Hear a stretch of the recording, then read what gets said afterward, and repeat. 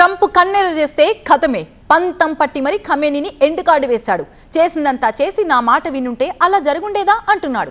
Trump మాట ఎలా ఉన్నా ఖమేనీ మృతిపై అటు ఇరాన్లో ఇటు వివిధ దేశాల్లో రియాక్షన్స్ రీసౌండ్ ఇస్తున్నాయి. రాకెట్లా కొందరి సంబరాలు అంబరాన్ని టచ్ చేస్తున్నాయి. మరోవైపు జలసంధిలో మంటల తరహాలో నిరసనలు భగ్గుమంటున్నాయి. ఇరాన్ ఇజ్రాయెల్ వార్ అంతకంతకు తీవ్ర రూపం దాలుస్తోంది. ఇరాన్ సుప్రీం లీడర్ ఖమేనీని ఖతం చేశామంటూ అమెరికా ఇజ్రాయెల్ ఢంకా బజాయించాయి. ఖమేనీ మృతిపై ఇరాన్లో మిశ్రా థోడా ఖుష్ థోడా గమ్ అన్నట్టుగా మిశ్రమ స్పందనలు తెరపైకి వచ్చాయి. అటు ఇరాన్ పై ట్రంప్ వైఖరి పట్ల అమెరికాలో కూడా అలాంటి రియాక్షన్స్ సౌండ్ ఇచ్చాయి. ఇక నడుస్తున్న యుద్ధంపై భారత్ ఆచితూచి వ్యవహరిస్తోంది. ప్రధాని మోదీ నివాసంలో భద్రతా వ్యవహారాల కేబినెట్ అత్యవసరంగా సమావేశమైంది.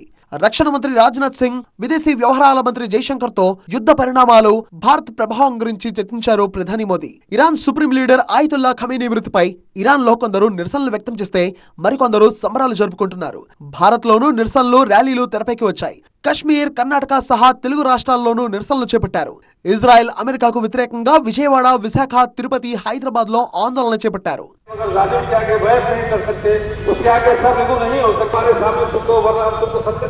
పాతబస్తీలోని పురాణి హవేలీ నుంచి దారుష్ షిఫా వరకు ఎంఐఎం ఆధ్వర్యంలో భారీ ర్యాలీ నిర్వహించారు. ఇరాన్ పై దాడిని తీవ్రంగా ఖండించారు ఎంఐఎం అధినేత అసదుద్దీన్. ఇజ్రాయెల్, అమెరికా దాడులు ముమ్మాటికి అంతర్జాతీయ చట్టాల ఉల్లంఘనే అన్నారు ఆయన. వెంటనే యుద్ధాన్ని ఆపేసి శాంతి చర్చలు ప్రారంభించాలన్నారు అసద్. మరోవైపు అమెరికా, ఇజ్రాయెల్ దాడులను వామపక్షాలు ఖండించాయి. స్కూళ్లపై బాంబులు వేసి పిల్లల ప్రాణాలు తీయడం సామ్రాజ్యవాద దురహంకారానికి నిదర్శనమన్నారు నేతలు. ఇక ఖమేనీ హత్యకు నిరసనగా చిత్తూరు జిల్లా ఆవలకొండలో షియాలు భారీ ర్యాలీలు నిర్వహించి ట్రంప్ దిష్టిబొమ్మ తగలబెట్టారు. ఇరాన్ ఇజ్రాయెల్ యుద్ధం గల్ఫ్ లో ఉన్న భారతీయులను హడలెత్తిస్తోంది. బహ్రెయిన్లో 50,000 మందికి పైగా తెలుగు ప్రజలు ప్రాణభయంతో బతికిడుస్తున్నారు. ఇజ్రాయెల్లో చిక్కుకున్న నిజామాబాద్ జిల్లా వాసులు బంకర్లో గడుపుతున్నామని వీడియో షేర్ చేశారు. గల్ఫ్ లో చిక్కిన పర్యాటకులతో పంజాబ్ మంత్రి రంజోత్ సింగ్ ఫోన్లో మాట్లాడారు. బాధితులను సురక్షితంగా దేశానికి తరలించేందుకు ప్రభుత్వం ప్రయత్నం చేస్తుందన్నారు. ఒమన్ పై ఇరాన్ దాడులను కువైట్ ఖండించింది. ఇరాన్ దాడులను పిరికి పంద చర్యగా అభివర్ణించింది. ఒమన్ కు ఖతర్ అండగా ఉంటుందని భరోసానిచ్చింది. ఇరాన్ దాడులపై యుఏఈ ప్రకటన జారీ చేసింది. 165 మిసైళ్లు, 541 డ్రోన్లతో దాడి చేసినట్టు చెప్పింది. వాటిలో 90% డ్రోన్లను ధ్వంసం చేశామని చెప్పింది. 21 డ్రోన్లు ఇళ్లపై పడ్డంతో 3 చనిపోగా 58 మంది గాయపడ్డారు. ఇరాన్లో ఉగ్రస్థావరాలను ధ్వంసం చేసి ప్రజలకు స్వేచ్ఛ కల్పిస్తామని ఇజ్రాయెల్ ప్రధాని నెతన్యాహు చెప్పారు. నిరంకుశ పాలనను పడగొట్టడానికి ఇరాన్ ప్రజలు ఏకం కావాలని పిలుపునిచ్చారు. ఇరాన్ పై ఇజ్రాయెల్, అమెరికా దాడులపై వాటికన్ పోప్ స్పందించారు. దాడుల్లో చనిపోయిన ఇరాన్ వాసులకు సంతాపం ప్రకటించారు. శాంతి స్థాపనకు ఇరు దేశాలు రాజీపడాలని ఆకాంక్షించారు. ట్రంప్ ఆదేశాలతో ఇరాన్ పై అమెరికా సేనలు టన్నుల కొద్ది బాంబులు విసురుతున్నారు. యుద్ధంపై ట్రంప్ కీలక ప్రకటన చేశారు. దాడుల్లో 48 మంది ఇరాన్ నేతలు చనిపోయారని ప్రకటించారు. ఇరాన్ నేతలు తనతో మాట్లాడాలని కోరుకుంటున్నారు. చర్చలకు తాను సిద్ధమన్నారాయన.